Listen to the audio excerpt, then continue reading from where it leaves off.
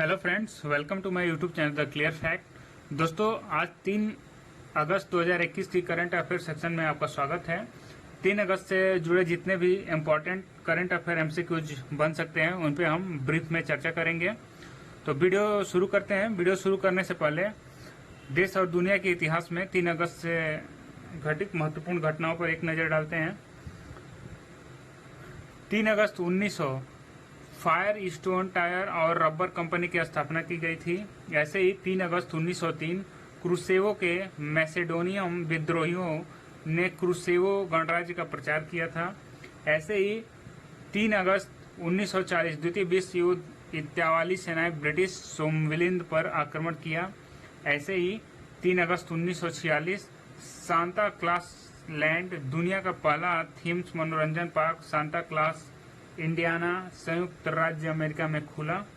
ऐसे ही 3 अगस्त 1982 भारतीय राजनेता और उत्तर प्रदेश के मुख्यमंत्री त्रिभुवन नारायण सिंह का निधन हुआ था। ऐसे ही 3 अगस्त 1990 स्वतंत्रता सेनानी, राजनीतिज्ञ और उड़ीसा और मध्य प्रदेश के भूतपूर्व राज्यपाल सीएम पूनाचा का निधन हुआ था। तो चलिए आज का करंट अफेयर सेक्शन शुरू करते हैं। आज का पहला क्वेश्चन है, श्री नितिन गडकरी ने हाल ही में किस राज्य में कुथिरन सुरंग के एक छोर को खोलने का निर्देश दिया है? इसके लिए ऑप्शन ए है सिक्किम, ऑप्शन बी है नागालैंड, ऑप्शन सी है बिहार तथा ऑप्शन डी है केरल। इनमें जो सही ऑप्शन है वो है ऑप्शन डी, यानी केंद्रीय सड़क परिवहन और राज्य मंत्री श्री नितिन गडकरी ने केरल के राज्य में पहली सड़क सुरंग कुथिरन सुरंग के एक छोर को खोलने का निर्देश दिया है। इस कुथिरन सुरंग से केरल के तमिलनाडु एवं कर्नाटक से संपर्क में काफी सुधार होगा। यह 1.6 किलोमीटर लंबी यह सुरंग पीची वजहानी वन्यजीव अभयारण्य से होकर गुजरती है। तो चलिए नेक्स्ट क्वेश्चन देखते हैं। केंद्रीय गृह मंत्री श्री अमित शाह ने किस शहर में उत्तर प्रदेश के state institute of forensic science का शिलान्यास किया है? इसके लिए ऑप्शन ए है इंदौर, ऑप्शन बी है लखनऊ, ऑप्शन सी है कानपुर, ऑप्शन डी है हमीरपुर। इनमें जो सही ऑप्शन है वह है ऑप्शन बी, यानी केंद्रीय गृह मंत्री अमित शाह ने हाल ही में लखनऊ में Uttar Pradesh state institute of forensic sciences का शिलान्यास किया। यह Uttar Pradesh state institute of forensic science एक विशाल संकुल बनाकर आगे बढ़ेगा। लखनऊ में बनने वाले Uttar Pradesh state of institute forensic science पर करीब 200 करोड़ रुपए खर्च किए जाएंगे। तो चलिए नेक्स्ट क्वेश्चन देखते हैं। हाल ही में किसने लेखा महानियंत्रक के रूप में कार्यभार ग्रहण किया है? इसके लिए ऑप्शन है श्री दीपक दास, ऑप्शन बी है श्री संजीत मेहता, ऑप्शन सी है श्री सुदीप सागर, ऑप्शन डी है श्री मनीष शर्मा।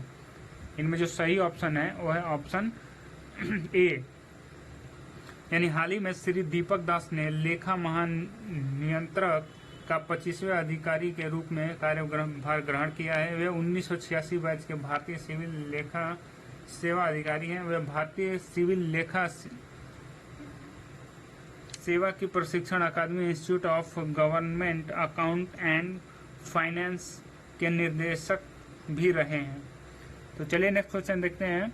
निम्न में से किस मंत्रालय के अधीन जैव प्रौद्योगिकी विभाग द्वारा विकसित बायोटेक प्राइड गाइडलाइंस को घोषित किया गया है?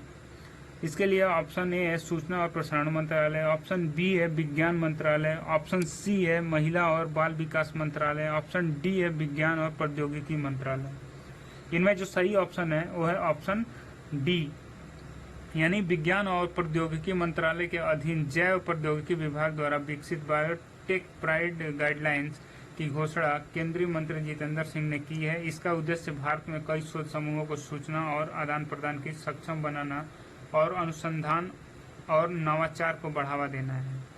तो आइए नेक्स्ट क्वेश्चन देखते हैं। राज्यसभा में नारियल विकास बोर्ड विधेयक 2021 पारित होने के बाद बोर्ड के सदस्य 4 से बढ़कर कितने हो गए हैं?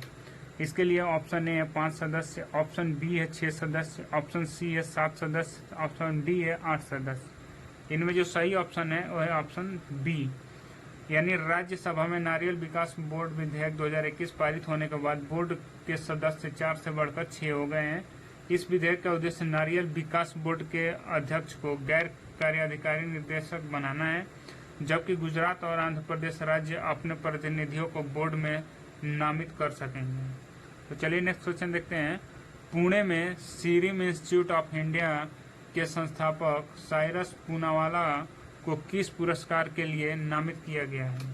इसके लिए ऑप्शन ए है महात्मा गांधी पुरस्कार, ऑप्शन बी है राजीव गांधी पुरस्कार, ऑप्शन सी है लोकमान्य तिलक पुरस्कार, तो ऑप्शन डी है इंदिरा गांधी पुरस्कार। इनमें जो सही ऑप्शन है वो ऑप्शन सी, यानी पुणे में सीरम इंस्टीट्यूट ऑफ इंडिया के संस्थापक साइरस पूनावाला को कोरोना महामारी के दौरान उनके काम के लिए प्रतिष्ठित राष्ट्रीय लोकमान्य तिलक पुरस्कार 2021 के लिए नामित किया गया है।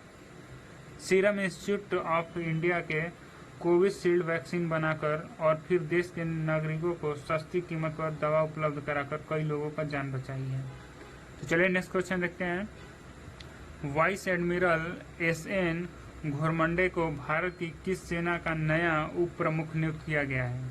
इसके लिए ऑप्शन ए है जल सेना, ऑप्शन बी है वायुसेना, ऑप्शन सी है नौसेना, ऑप्शन डी है इनमें से कोई नहीं। जो सही ऑप्शन है वो है option C. Vice admiral S N. Ghormade को भारत की नौसेना का नया उप प्रमुख नियुक्त किया गया है। उन्होंने vice admiral G Ashok Kumar से deputy chief of naval staff का पदभार ग्रहण किया, जो कि 39 वर्ष की सेवा के बाद सेवानिवृत्त हुए हैं। 1 जनवरी 1984 को वाइस एडमिरल घोरमंडे को नौसेना में नियुक्त किया गया था और वे नेविगेशन और दिशा विशेषज्ञ हैं। तो चलिए नेक्स्ट क्वेश्चन देखते हैं। अगस्त के लिए किस देश को संयुक्त राष्ट्र सुरक्षा परिषद का अध्यक्ष चुना गया है? इसके लिए ऑप्शन ए है जापान, ऑप्शन बी है चीन, ऑप्शन सी है भारत, ऑप्शन डी है ऑस्ट्रेलिया। इनमें जो सही ऑप्शन है वो है ऑप्शन सी, यानी भारत को इस वर्ष अगस्त के लिए संयुक्त राष्ट्र सुरक्षा परिषद का अध्यक्ष चुना गया। भारत राष्ट्र आतंकवाद, समुद्री सुरक्षा और शांति व्यवस्था के खिलाफ लड़ाई के 3 प्रमुख क्षेत्रों में विभिन्न कार्यक्रमों की मेजबानी करेगा। 1 जनवरी 2021 को सुरक्षा परिषद के एक अस्थायी सदस्य के रूप में भारत को 2 साल का कार्यकाल शुरू हुआ है। तो चलिए नेक्स्ट क्वेश्चन देखते हैं। हाल ही में किस भारतीय महिला शटलर ने टोक्यो ओलंपिक में कांस्य पदक जीत लिया है? इसके लिए ऑप्शन ए है सानिया नेहवाल, ऑप्शन बी है पी.वी. सिंधु, ऑप्शन सी है ज्वाला गुट्टा तथा ऑप्शन डी है अश्विनी पोनप्पा। इनमें जो सही ऑप्शन है वो है ऑप्शन बी। भारत की दिग्गज बैडमिंटन खिलाड़ी पी.वी. सिंधु ने 1 अगस्त 2021 को टोक्यो ओलंपिक में ब्रॉन्ज मेडल अपने नाम कर लिया। सिंधु ने ब्रॉन्ज मेडल के मैच में चीन के शटलर विंग जियाओ पर 21-13 और 21-15 से जीत दर्ज की। पी.वी. सिंधु ओलंपिक में व्यक्तिगत इवेंट में 2 पदक जीतने वाली पहली भारतीय महिला खिलाड़ी बनी है। पुरुषों में पहलवान सुशील कुमार ने यह कारनामा किया था। चलिए आज का लास्ट क्वेश्चन देखते हैं। यूरोपीय संघ के राष्ट्रीय डाटा संरक्षण आयोग ने हाल ही में अमेजॉन पर कितने करोड़ रुपए का जुर्माना लगाया है? इसके लिए ऑप्शन ए है 6600 करोड़ रुपए, ऑप्शन बी है 7600 करोड़ रुपए, ऑप्शन सी है 6000 करोड़ रुपए, ऑप्शन डी है 5600 करोड़ रुपए। इनमें जो सही ऑप्शन है वो है ऑप्शन ए, यानी यूरोपीय संघ के राष्ट्रीय डाटा संरक्षण आयोग ने अमेजॉन पर 6600 करोड़ रुपए का जुर्माना लगाया है।